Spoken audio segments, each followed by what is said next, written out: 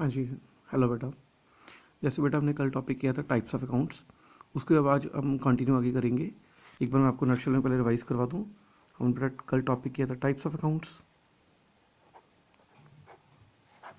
इससे हमने 3 किए थे। फर्स्ट हमने कौन सा किया था, दैट इज पर्सनल अकाउंट्स। और पर्सनल अकाउंट्स को मैंने आपको बताया था क्या याद रखना है कि कोई भी accounts which are related with the names, चाहे वो नेम्स किसी लिविंग थिंग्स की हों चाहे किसी नॉन लिविंग थिंग्स की हों, वो सारे नेम्स किस में आते हैं, under the heading personal accounts. ठीक है जी। और इसका हमारा रूल क्या है, debit the receiver, credit the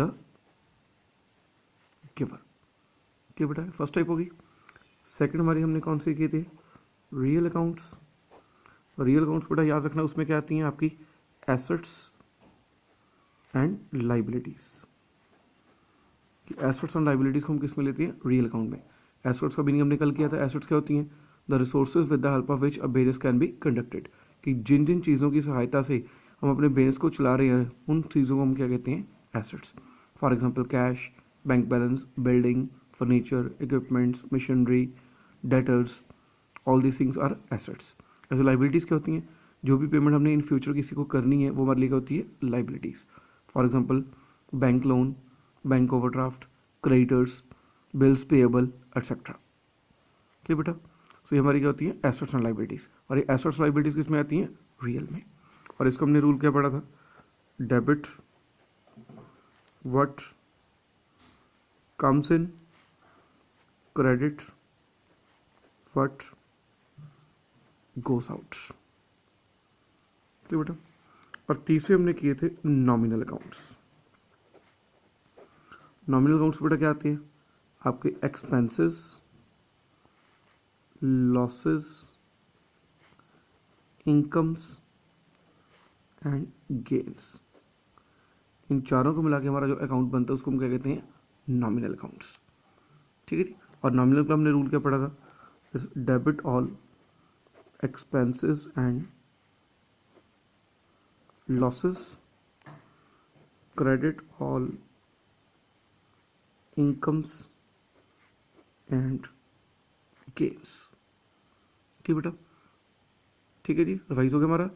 नक्शे में दोबारा बता दूँ, सबसे पहले कौन से आते हैं, पर्सनल, उसमें कहते हैं नेम्स। सेकंड आते हैं रियल, उसमें कहते हैं एसेट्स एंड लाइबिलिटीज़। और थर्ड हमारे कौन से हो गए, नॉमिनल, उसमें कहते हैं expenses, losses, incomes and gains. अब इसी टॉपिक को बेटा हम थोड़ा सा आगे अब एग्जांपल्स के साथ करेंगे। जैसे बेटा मैं एक क्वेश्चन ले लेता हूँ। सपोज इसमें बेटा आपने बताना है कि कौन सी आइटम किस में आएगी। जैसे फर्स्ट हमारे पास है फर्नीचर। बड़ा फर्नीचर आपको इसकी नेचर क्लासीफाई करनी है। फर्नीचर किस में आएगा, पर्सनल में आएगा, रियल में आएगा कि नॉमिनल में आएगा। बड़ा पर्सनल में क्या आते हैं, नेम्स। अब फर्नीचर किसका नेम तो हो नहीं सकता, सो एक ऑप्शन तो कैंसिल होगी। सेकंड हमारे पास क्या होती है, दैट इज रियल। रियल में क्या आती हैं, एसेट्स एंड लाइबिलिटीज़। बड़ा जो फर्नीचर है वो किसी ना किसी बिजनेस के लिए एसेट ही है। जब हम फर्नीचर के साथ अपने बिजनेस को चला रहे हैं, कि मीन्स जैसे आपने कोई स्कूल चलाना है, कोई कॉलेज चलाना है या कोई इंस्टीट्यूशन खोलना है, उसके लिए फर्नीचर तो चाहिए चाहिए। इट मीन्स फर्नीचर हमारे लिए क्या होगा, एक एसेट की तरह यूज हो रहा है। तो इसकी नेचर क्या बन जाएगी, real in the form of asset. Second ऐसे हम जैसे लेके चलते हैं मोहन। बड़ा मोहन क्या हो गया, तो फर्स्ट इंस्टांस में ही क्लियर है, Mohan is the name of the person.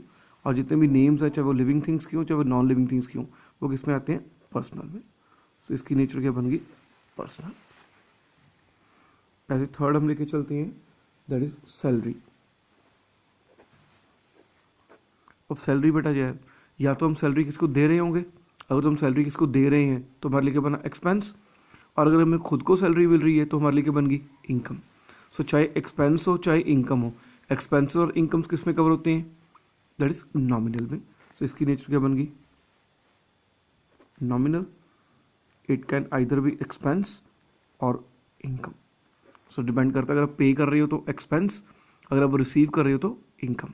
पर नेचर इसकी क्या बनी, nominal. Next one is purchases. बड़ा परचेज का मीनिंग क्या बना, आपने कोई चीज़ खरीदी है, बट अगर आपने कोई चीज़ परचेज की है तो आपके लिए वो खर्चा ही हो गया, एक्सपेंस हो गया आपका। और एक्सपेंसेस किस में आते हैं, नॉमिनल में। तो इसकी नेचर भी क्या बन गई, nominal in the form of expense. ऐसे बेटा हम ले लेते हैं दैट इज सेल्स, इसकी नेचर क्या आएगी। अब बेटा सेल है, अगर किसी बिजनेसमैन ने कुछ सेल की है तो सेल करने के कारण उसको क्या होगी, इनकम होगी, और इनकम्स किस में आती हैं, नॉमिनल में, तो इसकी नेचर भी क्या बन गई, nominal in the form of income. Next बेटा ले लेते हैं इंटरेस्ट पेड। इंटरेस्ट पेड, बेटा आपने इंटरेस्ट आपने पे की है, अगर आपने पे किया तो आपके लिए क्या बन गया, एक्सपेंस, तो आपकी नेचर क्या बन गई, nominal in the form of expense. यही अगर लिखा होता इंटरेस्ट रिसीव्ड, रिसीव्ड मीन्स आपकी इनकम बननी थी, फिर भी क्या आना नॉमिनल ही था, पर उसकी नेचर क्या बन जानी थी, इनकम। क्लियर। ऐसे बेटा नेक्स्ट है आपके पास सोहन। सोहन ब्रैकेट में लिख क्रेडिटर, और देखो बेटा इसमें नेम गिवन है, सोहन नेम गिवन है, इसलिए इसकी नेचर क्या बन जाएगी, पर्सनल। पर अगर आपको नेम ना गिवन होता, सपोज नेम नहीं गिवन, अकेला आपको क्रेडिटर लिखा हुआ है, देन क्रेडिटर से लाइबिलिटी, फिर इसकी नेचर क्या बन जानी थी, रियल। ठीक है बेटा, इसमें सोहन उसका नेम गिवन है, नेम गिवन होने के कारण इसकी नेचर क्या बन गई, पर्सनल। पर अगर हम नेम को हटा दें, सपोज पेपर में नेम ना गिवन हो, अकेला क्रेडिटर वर्ड लिखा हो, फिर वो उसकी नेचर क्या बन जाएगी, रियल। फिर ये क्या बन जाएगा, रियल, बस क्रेडिटर इज अ लाइबिलिटी। ऐसे बेटा नेक्स्ट हम लेते हैं राम, और ब्रैकेट में दिया हुआ डेटर, और देखो बेटा इसमें नेम गिवन है, नेम गिवन होने के कारण ये क्या बन गया, पर्सनल। अब सेम वही चीज़, अगर सपोज आपको नाम ना गिवन होता, अकेला डेटर लिखा होता, तो डेटर क्या होती है, वो वाले पर्सन जिनसे अपने पैसे लेने हैं, तो हमारे लिए एसेट बन गई, फिर उसकी नेचर क्या बन जानी थी, रियल। क्लियर बेटा। सो इस तरह से आपको आज मैं कुछ क्वेश्चंस समझा रहा हूँ, पर आपने बाद में उसको सॉल्व करके मेरे को भेजना है, ठीक है। जैसे मैं एग्जांपल्स ले रहा हूँ आपके क्वेश्चंस की, जैसे मैं बुक ले लेता हूँ, बुक में जैसे मैं फर्स्ट क्वेश्चन आपके साथ डिस्कस कर रहा हूँ। जैसे बेटा पहली आइटम आपको गिवन है कैश। अब कैश क्या होगा बेटा, एसेट्स।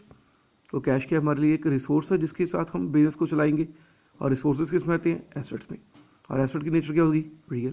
तो इसका आंसर क्या रहेगा, ये हमारा क्या बन गया, real in the form of assets. S next बेटा आपको आइटम गिवन है ड्राइंग्स। अब ड्राइंग्स क्या होती हैं, ड्राइंग्स का बेटा मीनिंग होता है the money being withdrawn by the businessman from the business for his personal use. कि अगर किसी बिजनेसमैन ने अपने बिजनेस में से जो कोई पैसे विड्रॉ किए हैं, और किस काम के लिए किए हैं, अपने पर्सनल यूज़ के लिए।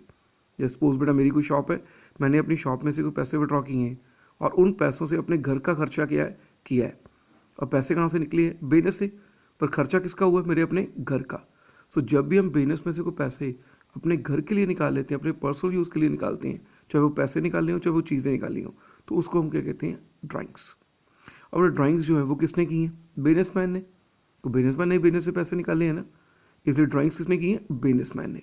और businessman as a human being, और ह्यूमन बीइंग्स किस में आएंगे, पर्सनल में, इसलिए ड्राइंग्स की नेचर क्या बन जाएगी, personal. Next is capital. Capital का बड़ा मीनिंग क्या होता है, the money being invested into the business. कि जो भी बिजनेसमैन अपने बिजनेस में कोई पैसा इन्वेस्ट करता है, उसको हम क्या कहते हैं, कैपिटल। अब बेटा बिजनेस में पैसा जो है वो कौन इन्वेस्ट कर रहा है, businessman, and businessman as a human being, तो इसकी नेचर भी क्या बन जाएगी, पर्सनल। Next is bank. अब बेटा बैंक है, बैंक का मतलब होता है बैंक बैलेंस। ठीक, अगर तो बेटा बैंक का नाम लिखा हो, जैसे suppose state bank of India, HDFC bank, ऐसे कुछ, फिर तो वो नेम क्या है ना था, पर्सनल। कोई आर्टिफिशियल नेम आ गया ना, हमने कल किया था पर्सनस भी 3 तरह के होते हैं, नेचुरल, आर्टिफिशियल एंड रिप्रेजेंटेटिव। ठीक, सो आर्टिफिशियल में आए ना थे, फिर तो इसकी नेचर क्या बन जानी थी, पर्सनल। पर अगर अकेला बैंक लिखा हो, अकेले बैंक का मतलब होता है आपका बैंक बैलेंस, कि आपके अकाउंट में कितने पैसे हैं। अब बेटा जो आपको बैंक बैलेंस है वो आपके लिए क्या बना, एसेट। तो आप पैसे के साथ अपने बिजनेस को क्या कर सकते हो, सक्सेसफुली चला सकते हो, आपके लिए एसेट बन गया, इसलिए इसकी नेचर क्या बन जाएगी, real. Next is discount received.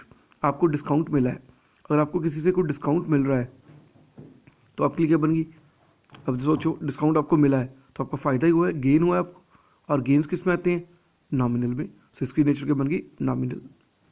Next is interest paid. Interest paid आपके लिए क्या बन गया, एक्सपेंस, और एक्सपेंसेस किस में आते हैं, that is in the nominal, so इसकी नेचर भी क्या बन गई, नॉमिनल। नेक्स्ट बेटा आपके पास है आउटस्टैंडिंग सैलरी। अब बेटा जैसे हमने कल किया था, पर्सनल की थर्ड टाइप हमने की थी ना, रिप्रेजेंटेटिव पर्सन्स। तो रिप्रेजेंटेटिव में कौन कौन से आते हैं, outstanding expense, prepaid expense, accrued incomes and income received in advance. ठीक है ना। आउटस्टैंडिंग एक्सपेंस क्या होते हैं? The expenses which are to be paid in future, कि कोई भी खर्चे जो हमने फ्यूचर में अभी पे करने हैं उसको हम क्या कहते हैं? आउटस्टैंडिंग। प्रीपेड क्या होते हैं? कि जो एक्सपेंस हम ऑलरेडी इन एडवांस में पे कर चुके हैं वो हमारे लिए क्या होते हैं? That is prepaid. Accrued income क्या होती है? कि कोई भी इनकम जो भी फ्यूचर में हमें मिलनी है, the income yet to be received. और इनकम रिसीव्ड इन एडवांस क्या होती है? कोई भी पैसे जो हमें काम करने से पहले ही अगर मिल चुके हैं, पेमेंट हमें एडवांस में मिल चुकी है, वो क्या होती है? Income received in advance. ठीक है। सो बेटा चाहे वो आउटस्टैंडिंग हो, चाहे वो प्रीपेड हो, चाहे वो एक्रीव्ड हो, चाहे इनकम रिसीव्ड इन एडवांस हो, ये चारों ही किस में आते हैं? In the category of representative persons. तो इसकी नेचर भी क्या बन गई? Personal. Next is bad debts return of. Bad debts return क्या होता है?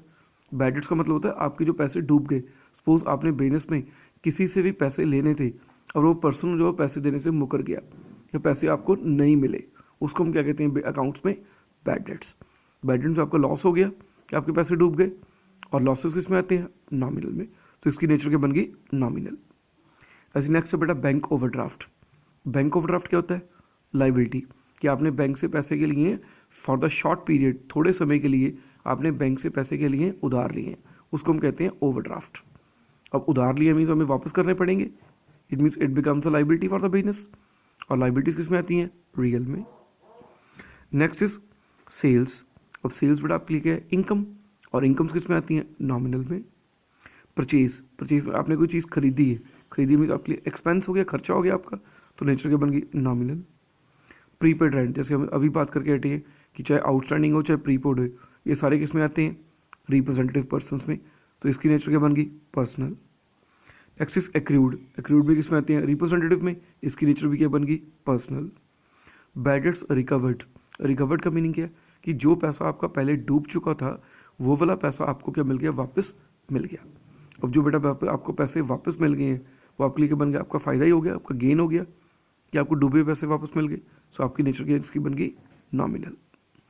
नेक्स्ट बेटा है कैरेज इनवर्ड। अब बेटा कैरेज दो तरह की होती है, एक होती है इनवर्ड, एक होती है आउटवर्ड। इनवर्ड का मीनिंग क्या होता है? कि जब भी आपने कोई सामान खरीदा, सो जब उसको खरीद के आप अपने लेके आ रहे हो गोडाउन में, तो उसको लाने का जो खर्चा है, जो आप ट्रांसपोर्टेशन पे कर रहे हो उसको लाने की, तो उसको हम क्या कहते हैं? Carriage inward. जैसे सपोज मैं एग्जांपल लेता हूँ, मैं नवा शहर में बिजनेस कर रहा हूँ और मैंने लुधियाना से कोई सामान खरीदा है अपने बिजनेस के लिए। अब लुधियाना से नवा शहर जो मैं सामान को लेके आऊँगा, उसकी जो ट्रांसपोर्टेशन एक्सपेंस पे करूँगा उसको हम कहते हैं कैरेज इनवर्ड। ऐसे बेटा एक उसका दूसरा होता है कैरेज आउटवर्ड। कैरेज आउटवर्ड क्या होता है?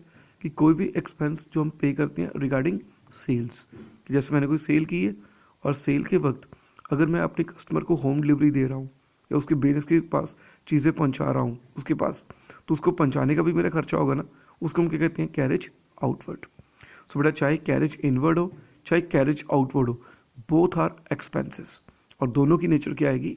Nominal. Next is leasehold property. Property means asset. Leasehold property का मतलब होता है कि कोई भी ऐसी प्रॉपर्टी जो हमने किसी को गिरवी रखी हुई है, लीज पे दी हुई है तो पर प्रॉपर्टी ना। प्रॉपर्टी मीन्स आपके लिए एसेट है, और एसेट्स किस में आएंगे? रियल में। Next machinery, that's also an asset. तो इसके साथ हम बिजनेस को चलाते हैं मशीनरी के लिए साथ, सो इसकी नेचर की बन गई real. Next is goodwill. Goodwill means the reputation of any business. अब बेटा आपकी जो गुडविल है वो भी आपके कस्टमर्स को अट्रैक्ट करने में काम आती है। अब जिस बिजनेस की गुडविल अच्छी होगी उसके बाद कस्टमर्स भी ज़्यादा आएंगे, इट मीन्स ये भी एक तरह का बिजनेस को चलाने का रिसोर्स ही बना, तो इसलिए ये भी क्या बनी हमारे एसेट। सो इसकी नेचर भी क्या आएगी? रियल। ठीक है। तो इस हिसाब से बेटा मैं आपको कुछ क्वेश्चंस भेज रहा हूँ आज, सो आपने वो सॉल्व करके, ठीक है, कल दोपहर तक मेरे को भेजनी है। उसके बाद फिर नेक्स्ट हम टॉपिक को कंटिन्यू करेंगे।